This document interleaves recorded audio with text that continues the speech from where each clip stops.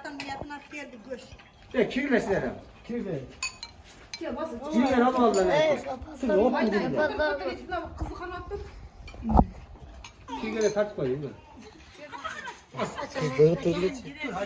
Anı. Ha şunu. Ana cüson kirli hop. Cirime de varlar ne çıktılar. Turgun hey.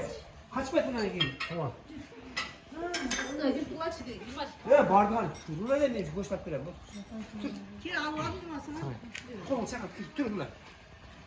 Koptum kirliye. Ne koyayım bir dakika ya? Aman ağzına. Miman saati. Oh, iyi bugün. Kira.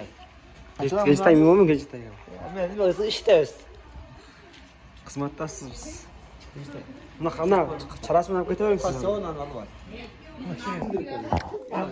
Kudak. Bize kalkma. Aytmaz. Değil. Kudak tıç mı? Ha. Kudaka göre kudağı.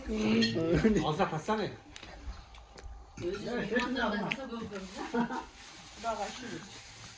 Buraya kat, buraya. Bir kadar koyuyor.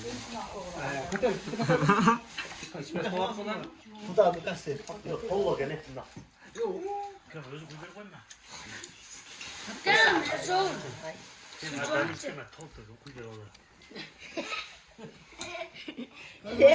Valla Ali'yi kolalar keçtiriyorum. Kola talaşatıyla o.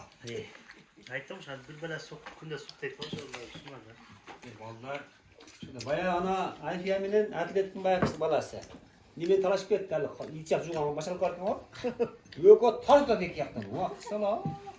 Ne kendisi o başarılı kek. Kısa kadar. Tutup alayım. Tutup alayım. Kırıyorum kan boğazım mı? Bak bu kan tutayım. Ben gara. Kaç kadar. Öyle çık Hani muska koy terçi kazı. Geç. Taksın da mı?